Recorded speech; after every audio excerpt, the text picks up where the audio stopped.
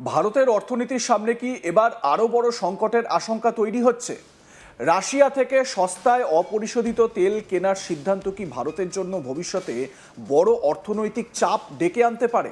আর সেই কারণেই কি ভারতের উপর আরো কঠোর শুল্ক চাপানোর পথে এগোচ্ছে আমেরিকা?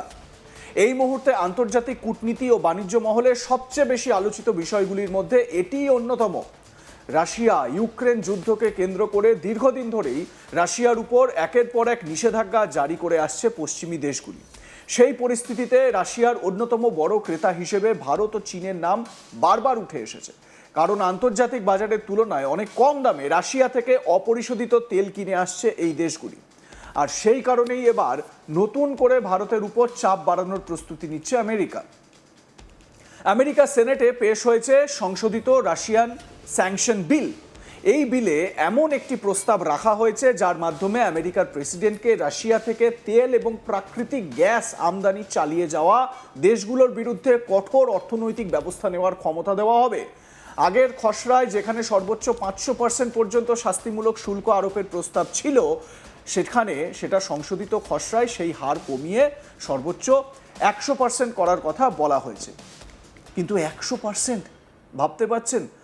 100%, 10% শুল্ক চাপানো হবে। মানে এটা কি হচ্ছে, মামাবাড়ির আবদার?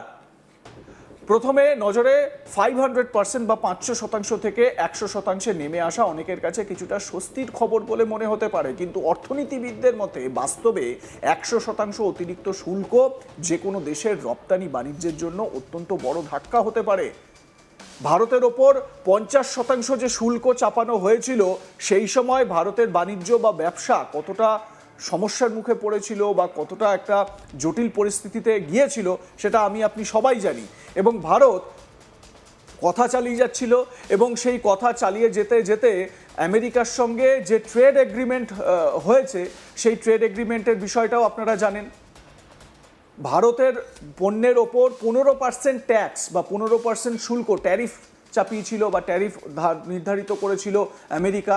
আবার আমেরিকার বেশ কিছু পণ্যের উপর ট্যারিফ ভারতে 0% হয়ে যেতে পারে, 0%ও হয়ে যেতে পারে, এই একটা চুক্তি হয়েছিল। মানে বুঝতে পারছেন কতটা ভারতকে এখানে কার্যত বলা যায় যে আমেরিকার এই যে বাণিজ্য বা ব্যবসা সংক্রান্ত যে সমঝোতা, তাতে হ্যাঁতে হ্যাঁ মেলাতে হয়েছিল। বিদেশের বাজারে এই 100% যদি ট্যারিফ হয়, তাহলে বিদেশের বাজারে সেই দেশের পণ্যের দাম কার্যত দ্বিগুণ হয়ে যায়। মানে যদি 100 টাকা কোনো পণ্যের দাম হয় আমেরিকার মার্কেটে, সেটা যদি যায় ভারতীয় পণ্য, সেই পণ্যের দাম হয়ে যাবে 200 টাকা। তার মানে ভাবুন, আমেরিকায় বসবাসরত ভারতীয় নাগরিকরা, আমেরিকায় তো বিভিন্ন জায়গায় ইন্ডিয়ান মার্কেট রয়েছে, সেখানে বাসমতি চাল থেকে শুরু করে ভারতীয় বিভিন্ন পণ্য সামগ্রী সেখানে পাওয়া যায়।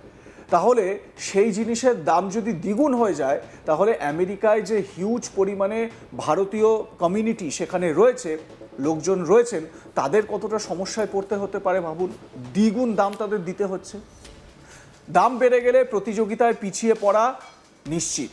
এই সংশোধিত বিলে রাশিয়া থেকে তেল ও প্রাকৃতিক গ্যাস কেনা 5টি দেশকে বিশেষভাবে চিহ্নিত করা হয়েছে। সেই তালিকায় প্রথম সারিতেই রয়েছে ভারত এবং চীন। অর্থাৎ যদি এই বিল শেষ পর্যন্ত আমেরিকার সেনেট এবং কংগ্রেসে অনুমোদন পেয়ে আইনে পরিণত হয়, তাহলে ভারতের জন্য নতুন করে বড় অর্থনৈতিক চ্যালেঞ্জ তৈরি হতে পারে।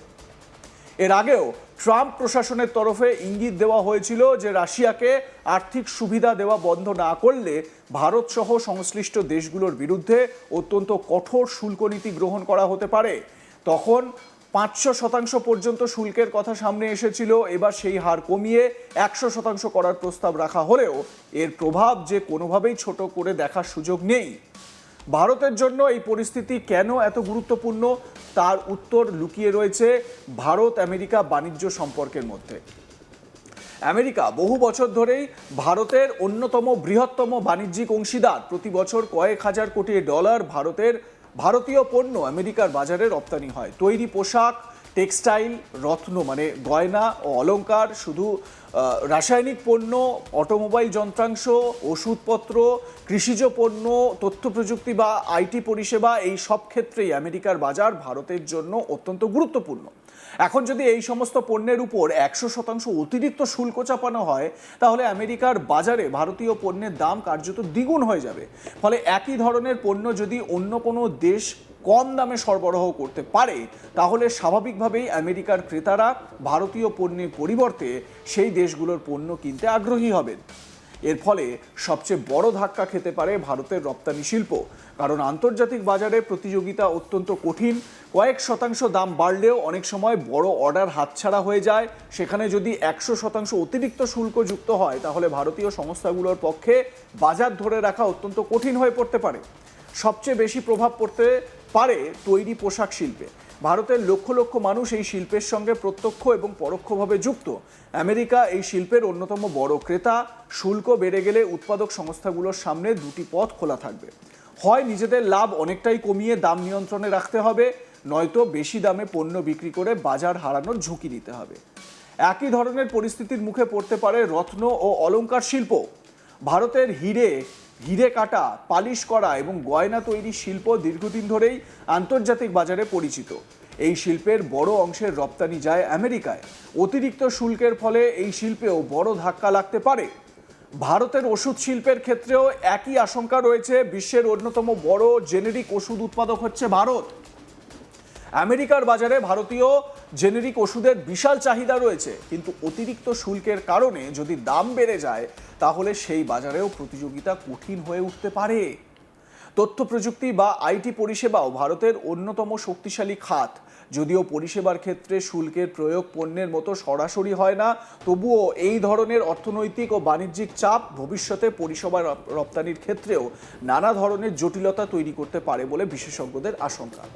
এই পরিস্থিতিতে ভারতের সামনে মূলত দুটি কঠিন বিকল্প রয়েছে। প্রথম বিকল্প, রাশিয়া থেকে সস্তায় অপরিশোধিত তেল কেনা কমিয়ে বা সম্পূর্ণ বন্ধ করে অন্য দেশ থেকে তুলনামূলক বেশি দামে তেল আমদানি করা, যেটা ভারতের কাছে কোনোভাবেই ফিজিবল নয়। ভারত এই মুহূর্তে সেই রিস্ক একেবারেই নেবে না। দ্বিতীয় বিকল্প, রাশিয়া থেকে তেল কেনা চালিয়ে যাওয়া এবং তার বিনিময়ে আমেরিকার বাজারে ভারতীয় পণ্যের উপর 100% পর্যন্ত অতিরিক্ত শুল্কের ঝুঁকি নেওয়া।